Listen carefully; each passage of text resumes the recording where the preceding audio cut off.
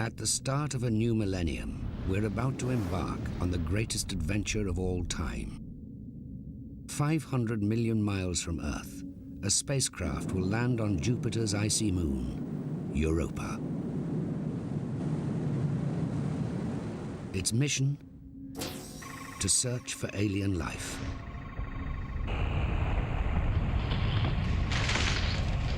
As we reach out across the galaxy, our spacecraft will explore the most extreme environments to answer the ultimate question. Are we alone?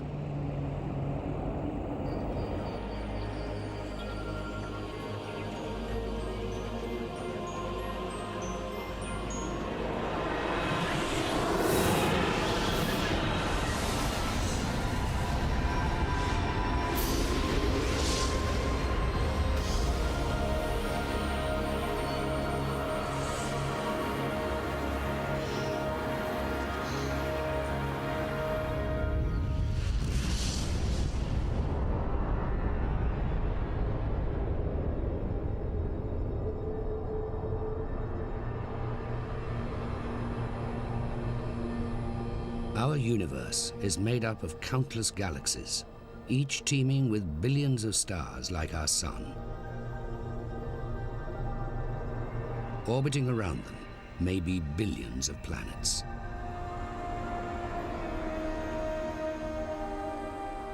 Any Earth-like planet could be home to an intelligent alien trying to communicate with us.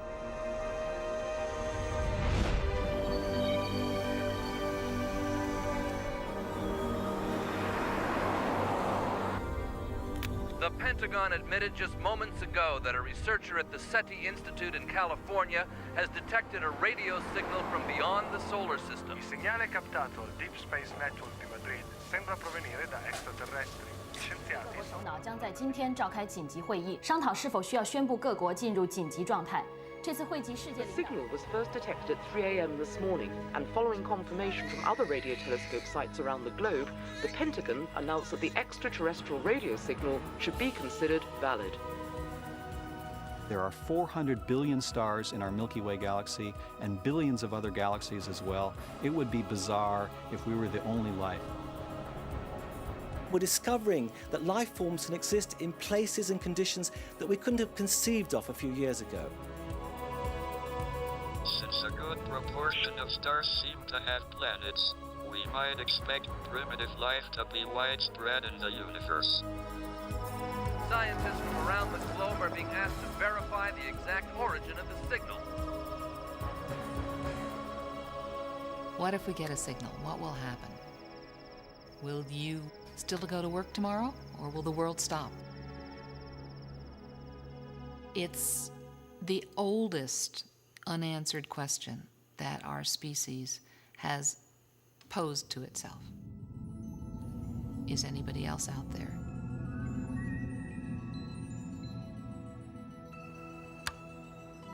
It's a question that Jill Tarter has been trying to answer for over 20 years at the SETI Institute, an agency dedicated to the search for extraterrestrial intelligence.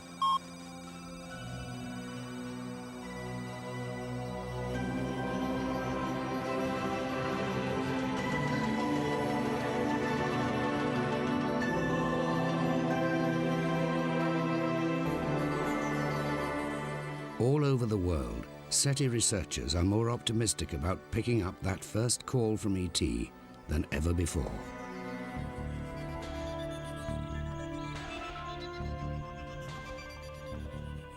What's so terrific about now is the fact that we suddenly have the technology that allows scientists and engineers to try and answer this old question. For me, I can't imagine doing anything more important. Set amongst the dense rainforests of Puerto Rico is the largest electronic ear on Earth. It's so sensitive it could pick up a mobile phone on Jupiter. The Arecibo radio dish is 1,000 feet across.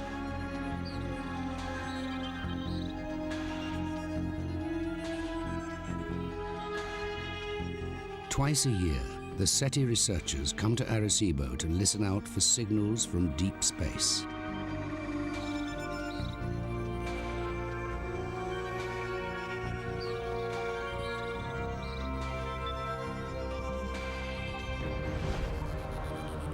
"5,000 miles away across the Atlantic is the Lovell Dish at Jodrell Bank. This is the largest radio telescope in Britain.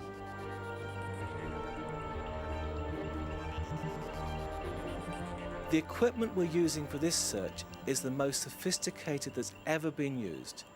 It's using two of the world's largest radio telescopes to make the most sensitive system that mankind has ever been able to use, or probably will be able to do, for 10 or 20 years in the future.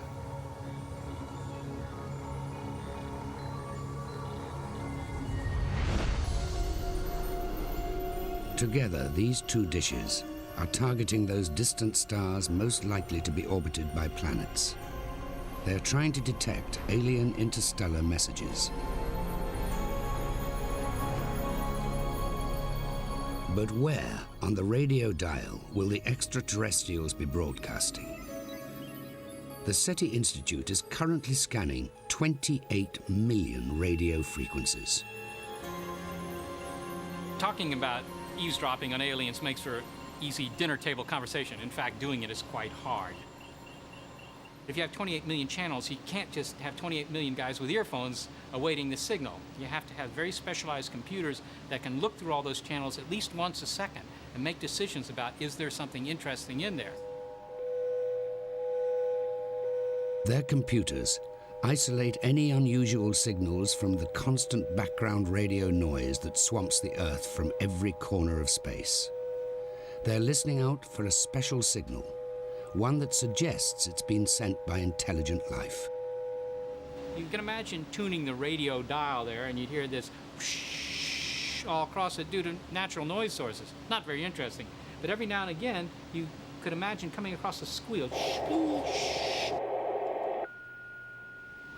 That squeal is called a narrowband signal, and that's exactly what we're looking for, because only a transmitter, something that's been fabricated, can make a signal that's narrowband. The researchers have to make sure the signal really is coming from deep space. They must eliminate any transmissions from passing aircraft, satellite, or military radar. It's only by using two dishes so far apart that they can calculate if the signal originates from beyond our solar system. This method has already picked out one distant signal. Though this isn't from ET, it's from one of our own interstellar spacecraft. In 1972, Pioneer 10 was launched on an epic journey to the giant planet Jupiter. Its mission long since over, Pioneer is now billions of miles beyond our solar system, but its signal is still loud and clear. Pioneer 10 serves as a test case for us. In fact, it's so far away that its signal looks like a signal coming from a distant star. This is just a test. Every day, the American and the British teams tune into the Pioneer signal. It's the most distant message they've ever received, but the scientists hope for something far better. Have we ever found a signal from space that was clearly due to extraterrestrial broadcasters? Well, the answer is no. I mean, I wouldn't be sitting here if the answer weren't no. I'd be relaxing on the Côte d'Azur having a drink, I'm sure. We haven't found them yet. So far, the aliens have been coy. Jill Tarter and Seth Shostak have both dedicated their lives to listening out for a message they may never receive. Every day when we go to the telescope, we have some sense of anticipation that we may, in fact, find the signal. We put champagne on ice in the refrigerator here and wherever we observe, because we do plan for success.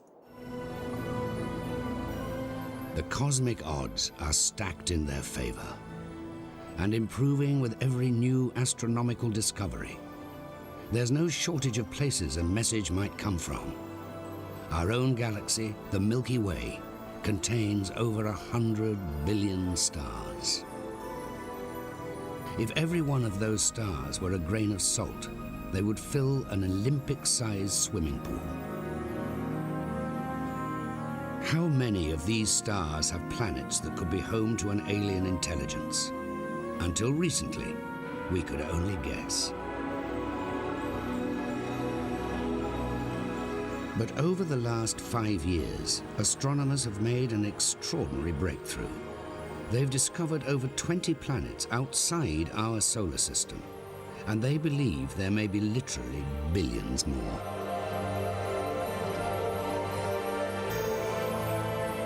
My guess would be that something like 50% of all the stars in our Milky Way galaxy, which itself contains 100 billion stars, probably something like 50% of them harbor planets. Jeff Marcy is one of the world's most successful planet hunters. He and his colleagues have discovered more planets orbiting around other stars than orbit within our own solar system.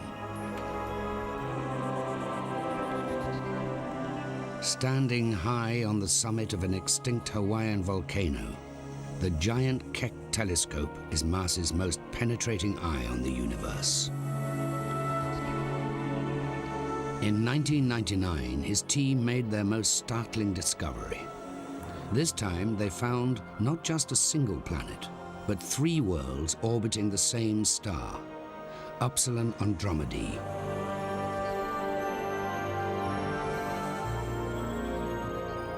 We have found now a complete system of planets, just like the system of planets we have around the sun. These are not isolated freak planets that we had been finding, but at least in this one case, we now realize there's a complete system that is very reminiscent of the ordering of the planets around our sun.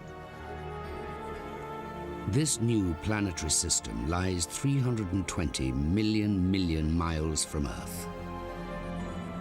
The closest planet whirls round its star in just 4 days, the outermost in 4 years.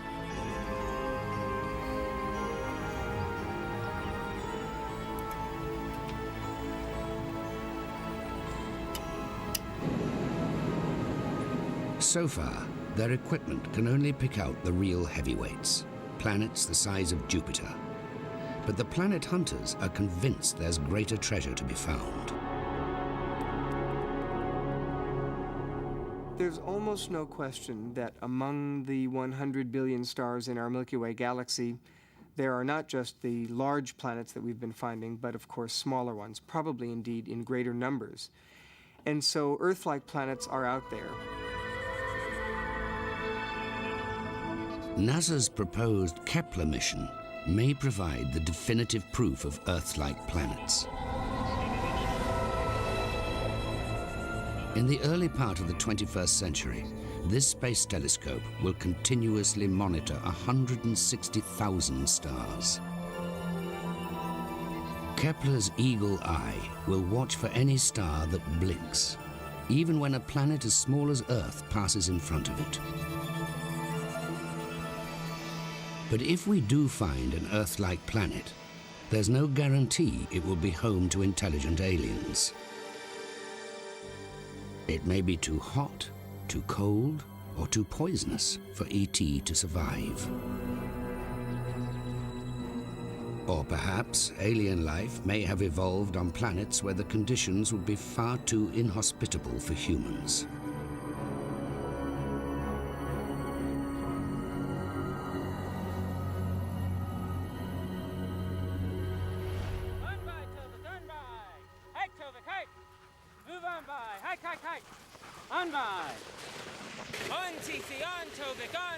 To find out just how extreme an environment can be and still sustain life, NASA is researching the most hostile places on Earth. Let's go. Before we set out to look for life on other planets, this research will direct us where to look. NASA scientist Tony Phillips is searching for primitive life in one of the coldest places in North America, high in the eastern Sierras. Right now, we're at the White Mountain summit. We're at an altitude of over 14,000 feet. The pressure here is very low. During the wintertime, the temperature here is comparable to the temperature at the South Pole during the South Polar summer. So the environment is very extreme.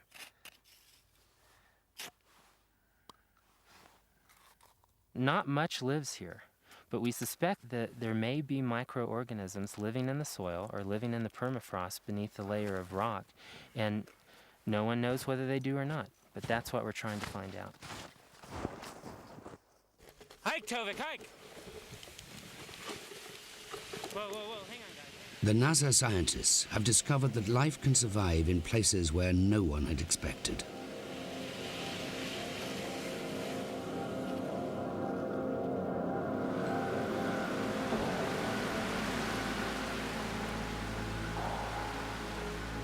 It now turns out that life can survive just about anywhere that there is water. It doesn't seem to matter how hostile the environment is.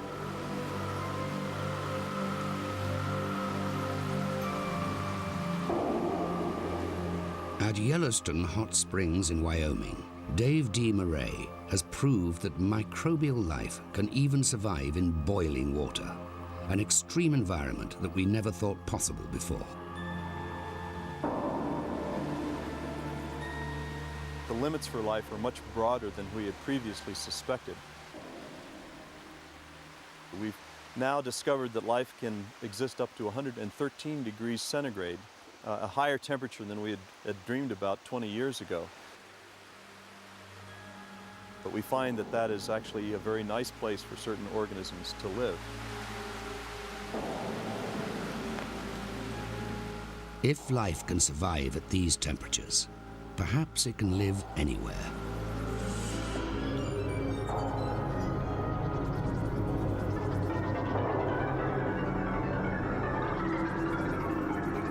Mono Lake in California is one of the most hostile environments on Earth. Its scenic beauty is deceptive.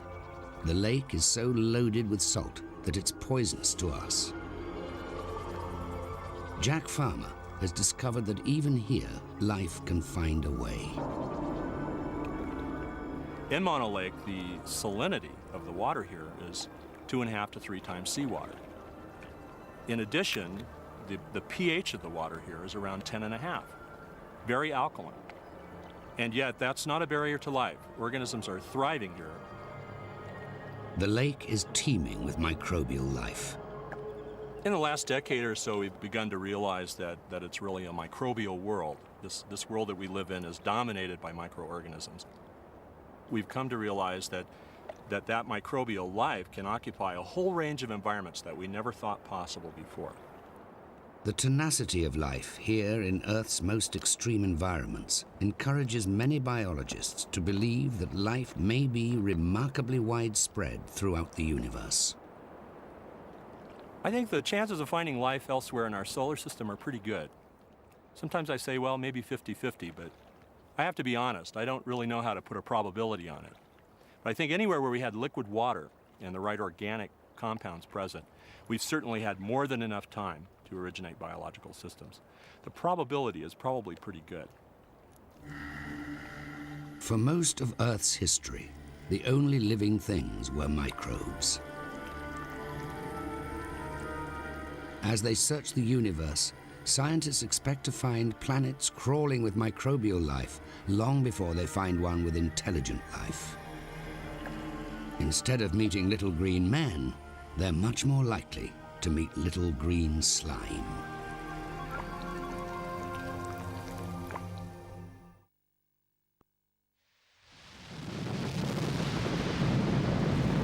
Our quest to discover life on other worlds began optimistically in the 1960s when a flotilla of spacecraft headed for our neighboring planet, Mars. But their cameras revealed only craters and extinct volcanoes. Mars seemed a barren and lifeless world.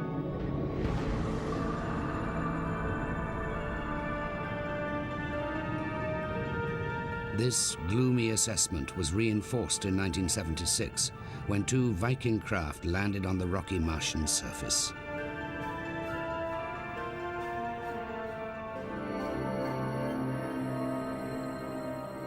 They scooped up soil samples and analyzed them for any signs of microbial life.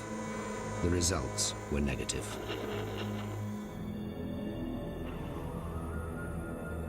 Mars seems extremely hostile to life. The average temperature is minus 53 degrees Celsius, and the thin atmosphere provides no barrier to the sun's deadly ultraviolet rays. Even the rocks contain chemicals that can destroy living cells.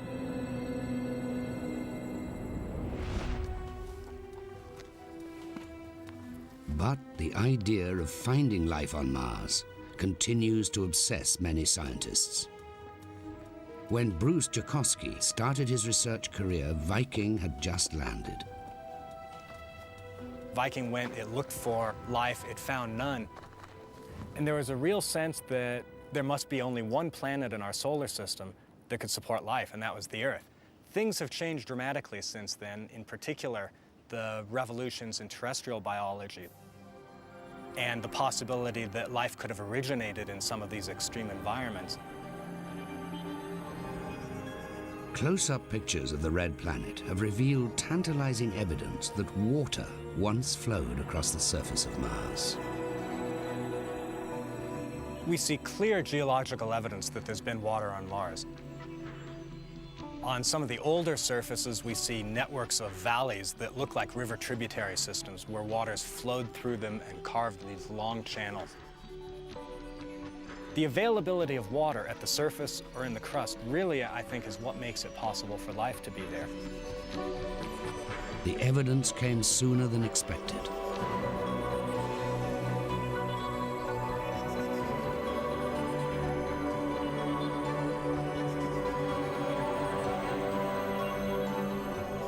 On August the 7th, 1996, NASA called an unprecedented news conference.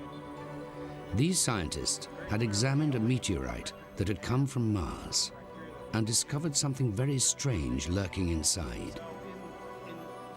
One of the microbiologists on the team was Dave McKay.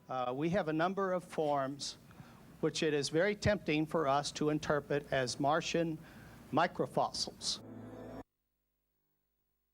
The NASA team had been alerted by chemical residues in the rock that here on Earth can only be made by microbes. Then they picked out strange worm-like structures that looked like tiny fossilized life forms.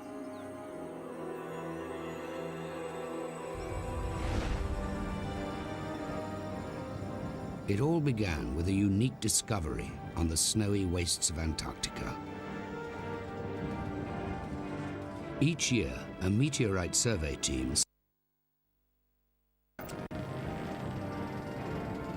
meteorites fall all over the Earth, but here the small dark rocks are easy to spot on the pure white ice.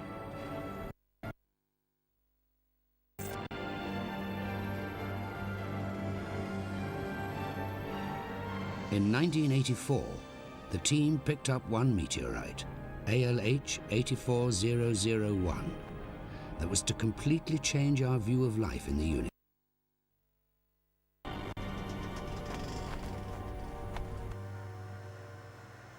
It wasn't until 9 years later that researchers discovered that the survey team had brought back a lump of Mars, a rock formed 4.5 billion years ago.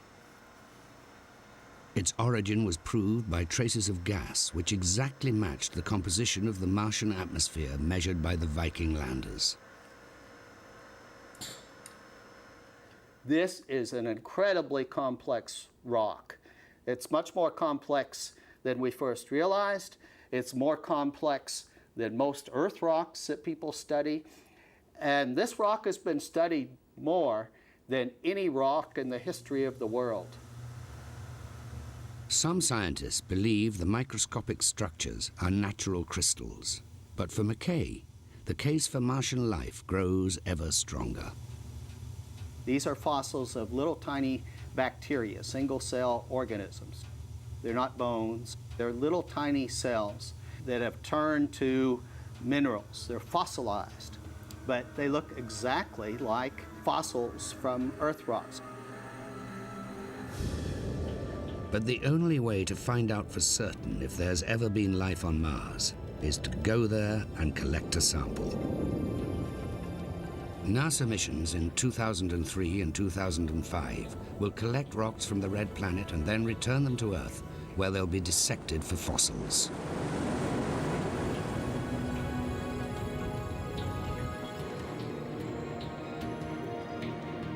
The surface of Mars is the same area as all the continents of Earth combined.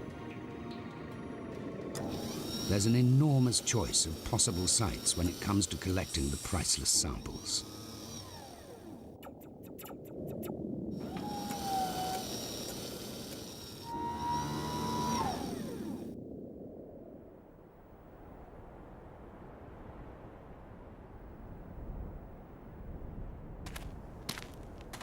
Mojave Desert in California is one of the most inhospitable places on Earth. This dry lake bed was once covered in water. Its parched surface is the perfect place for Chris McKay to research where NASA should collect its first samples in order to look for fossils of microbes that once lived on Mars. This lake bed is the sort of place we'd be looking for on Mars, as a place to search for evidence of past life. It's a nice, big, easy-to-find target, easy to land in, easy to drive around on, easy to drill in. If there had been water in a lake like this on Mars, anything living in it, as it died, would settle to the bottom and we'd be able to find it in the sediments. Here in the Mojave Desert, we might dig under the surface and find evidence of life that's just a few years old. But on Mars, these sediments would be 3.5 to 4 billion years old, and we'd be looking for evidence of life that was on that planet when it was more like the Earth, when it had water.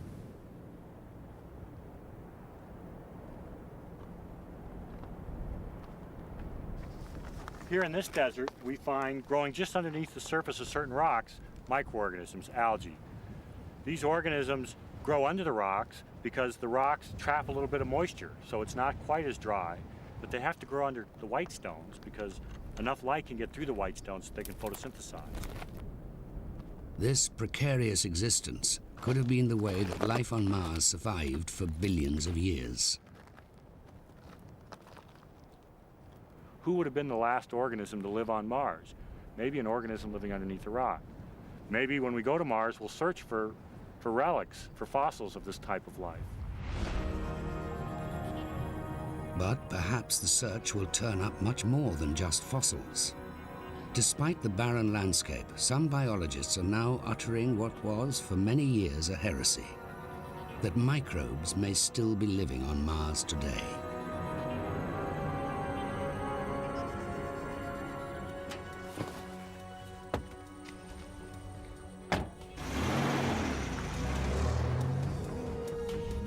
Microbiologist Todd Stevens has discovered that deep underground in Washington state, life is flourishing in apparently solid rock.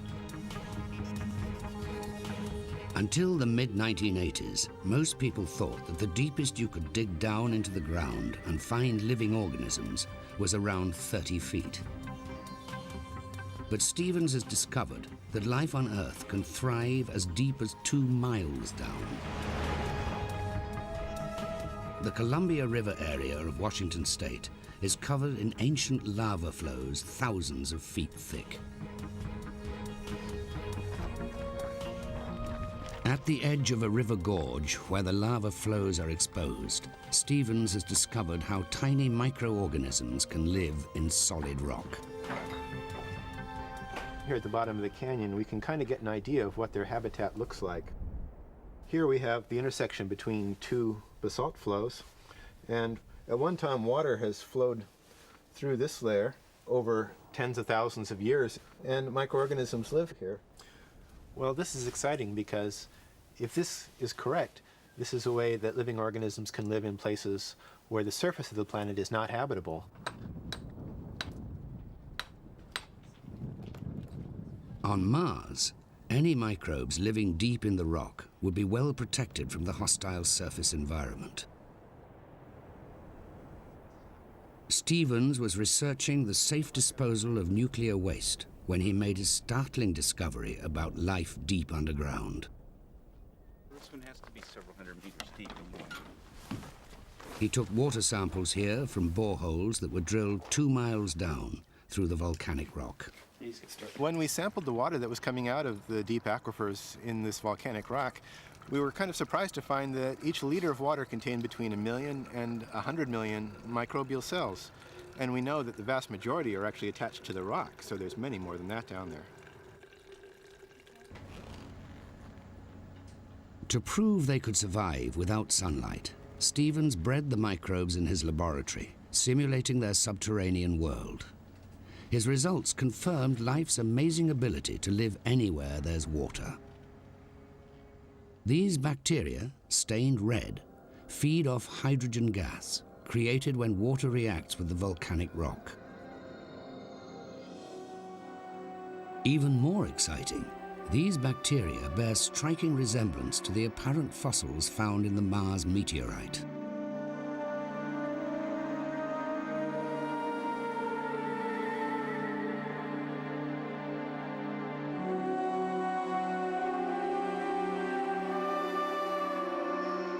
Perhaps the descendants of these fossilized microbes are still living deep under the Martian surface.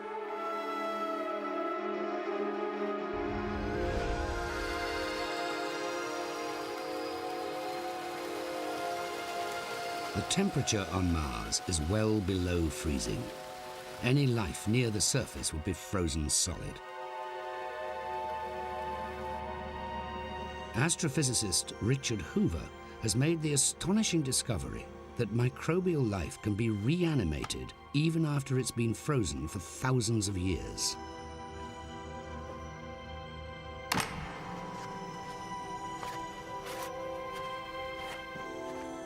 The Fox Tunnel in Alaska is one of the coldest places on Earth.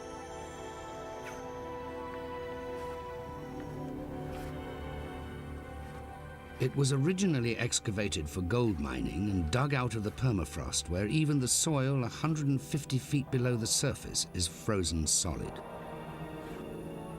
We have found microorganisms in the permafrost of Earth that are alive, and yet they have been frozen for up to 3 million years.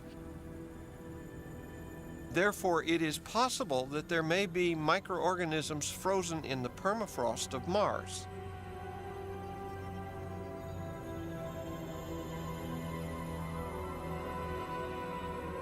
By warming samples from the permafrost, Hoover can revive these dormant organisms. It's not just microbes that wake up when the temperature rises. Even plants like moss can be brought back to life. I have here a moss that was frozen in the permafrost for 40,000 years, and after it was extracted from the permafrost, the moss started to grow. It realized that the weather had gotten better and it was time to grow again.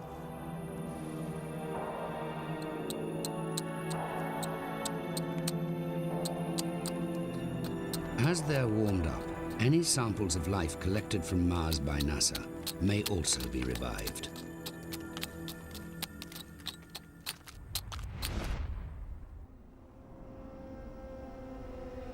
Returning a piece of Mars to Earth will require the strictest quarantine.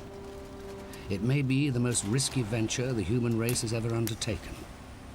No one knows what might happen if Martian bugs were released onto our planet. If there's life on Mars, we have to be cautious because that life is not understood. And as we know, microbial life can be quite dangerous. Both viruses and bacteria can be dangerous to humans. It can also hurt the environment. Unlike the meteorites, which have been sterilized by natural radiation as they travel through space, these rocks will have been transported directly from Mars. They will be treated as if they might have an incredibly dangerous microbe in them. We don't know that, we don't think that'll be true, but we can't afford to take the chance. 4,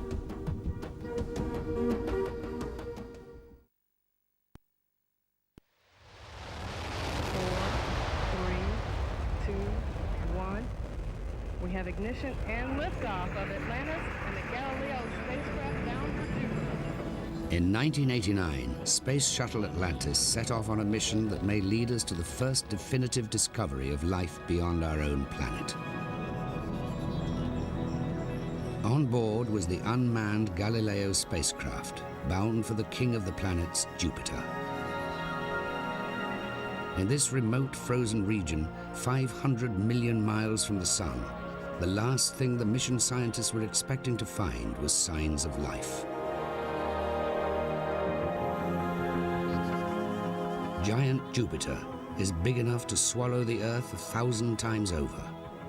Its family of moons forms a miniature solar system. The four biggest are Io, Ganymede, Callisto, and Europa. Brilliant white Europa is completely covered in ice, its surface crisscrossed by strange grooves. Many scientists now believe that this frozen world is the most likely place in our solar system to be harboring extraterrestrial life.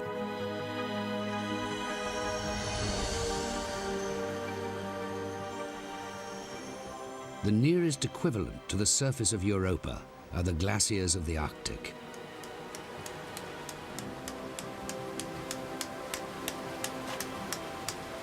The microorganisms that are found in the glaciers and in the polar ice caps give us a good model for the types of microorganisms that might be found someday when we bring back samples from Europa. I become very excited when I look at the beautiful pictures of Galileo of the surface of Europa because we see magnificent colors. And those colors are very similar to colors that we see in bacteria and algae on Earth due to the pigments of these microorganisms.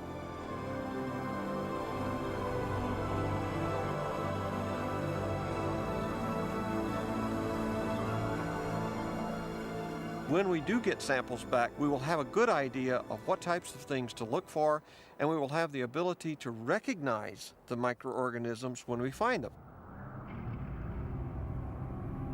The microbes of Europa would have to be far tougher than their Arctic counterparts. They'd have to survive lethal doses of radiation generated by Jupiter's powerful magnetism. We know that there are microorganisms on Earth that have evolved to have the ability to withstand intense levels of radiation.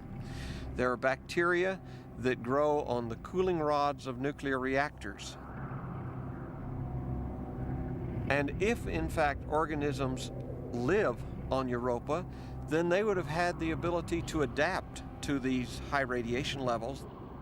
So we must always be cautious about saying that life cannot do things, because quite frequently we find that life does exactly what we think it's not capable of doing. The cracked ice surface may suggest something even more exciting. Heat from the core of the moon may have melted the ice from below. Just like the cracked Arctic ice sheet on Earth, Europa's icy surface may overlie a huge ocean of water.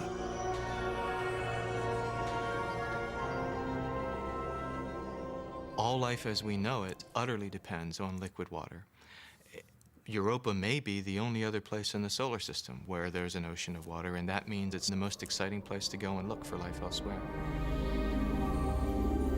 Beneath the icy crust of Europa could lie an ocean as deep as 60 miles. This cold, dark environment seems a fruitless place to look for living organisms.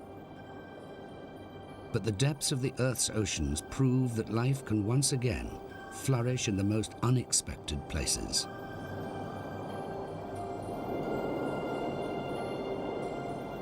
In the 1970s, the lights and cameras of deep-diving submersibles discovered vents erupting hot water from the ocean floor.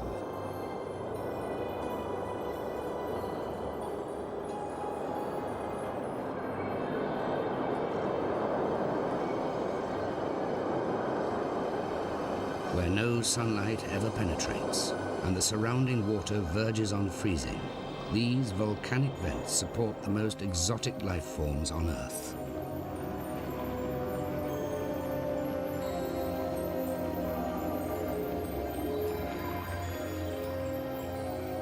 It's certainly possible that those sorts of hydrothermal vents exist on Europa. There may well be teeming communities of organisms at hydrothermal vents at the very bottom of Europa's oceans. Now, on Europa, that's 100 kilometers down.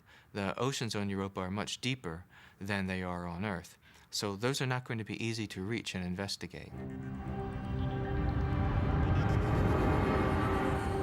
Around 2010, NASA plans to send its most ambitious unmanned mission ever.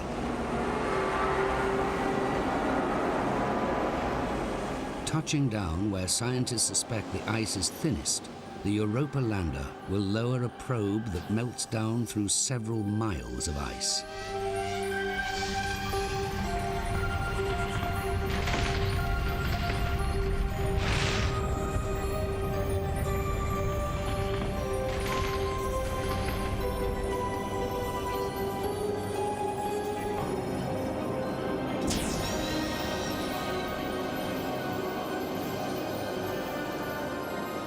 A second probe, a hydrobot, will swim down to the bottom of the ocean. As it descends, it will transmit live pictures back to Earth.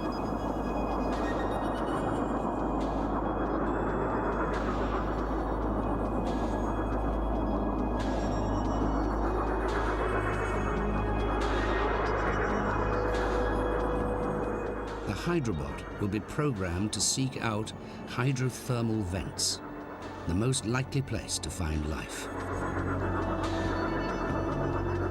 This will be the most alien environment we have ever explored. Will it be teeming with tiny microbes?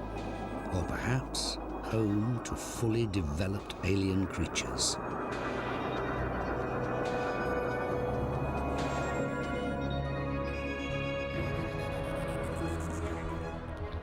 Even if we do discover life in our solar system, scientists believe that it will be fairly primitive. If we want to find complex life forms like us, we'll have to look far beyond our neighboring planets. If we want to think about intelligent life, we need to look past our solar system.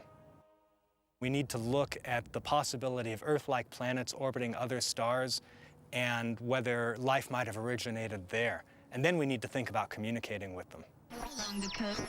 Any nearby aliens would already know that we are here.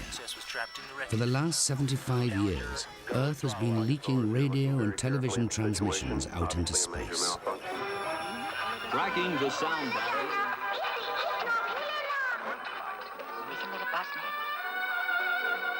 Our broadcasts reach the nearest stars 4 years after they are transmitted on Earth. Marilyn Monroe was found dead in bed under circumstances that were in tragic contrast. Our oldest signals, broadcast in the 1920s, have traveled past 100,000 stars in our galaxy. The Hindenburg horrible end has shocked the entire world. The pride of the skies equals its Beyond this point, 75 light years from Earth, no one would have any idea of our existence.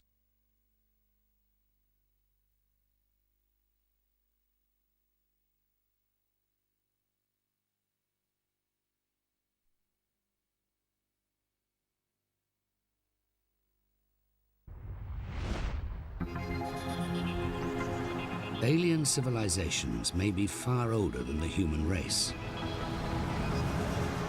Dan Wertheimer is pioneering a completely new approach to intercepting their interstellar messages. We don't really know what other civilizations are going to be doing, so we ought to try a lot of different strategies and not put all our eggs in one basket. Perhaps other civilizations, instead of sending us radio waves, are sending us light waves, perhaps from very bright lasers. Wertheimer is hoping to intercept laser-like messages that extraterrestrials are beaming across the universe. On Earth, we can produce laser light signals 1 million times brighter than our sun. We have already transmitted our own laser beams to the moon and back. If we can do it, Wertheimer believes that ET can do it even better.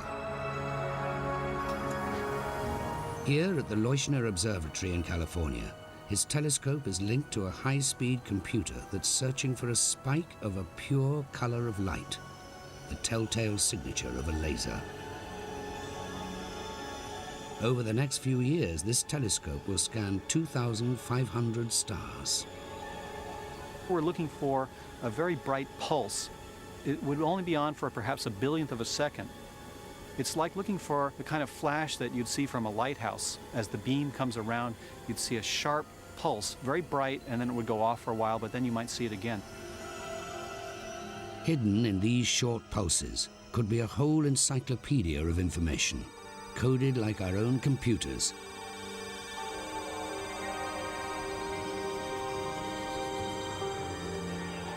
If they send us a signal intentionally, it's likely that they will make it easy for us to understand that message. It will have language lessons, lots of pictures, vocabulary lessons, and then they would send us a huge amount of information, all their music, their poetry, their literature, their science, their medicine. That would be an amazing feat. It's an opinion that may be naive.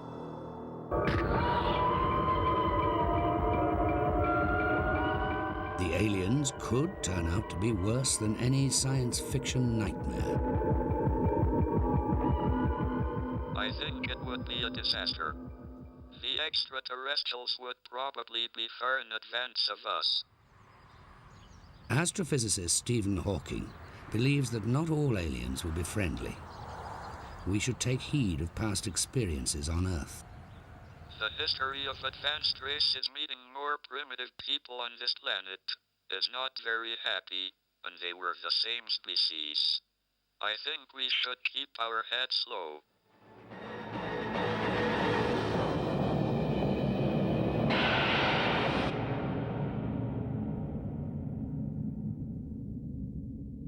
I don't think that other civilizations are going to come and eat us. There are not that many raw materials on Earth. There are much bigger planets, and also I suspect that advanced civilizations are not killing each other the way we are. But even if they are aggressive, the sheer size of the universe makes it unlikely that we will meet an extraterrestrial in person.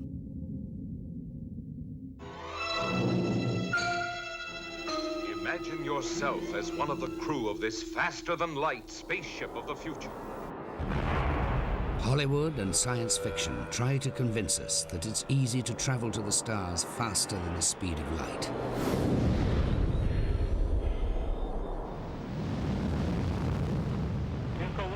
So far, the fastest we can manage in our current spacecraft is 40,000 miles per hour. At this rate, it would take 70,000 years to reach even the nearest stars. The only realistic way to make contact is to eavesdrop on alien signals. And we may be communicating with aliens sooner than we think. I'm optimistic in the long run. Probably in our lifetimes, maybe 50 or 100 years, we will be in contact with other civilizations. If we did find a signal, it's bound to have a fantastic effect on our human civilization.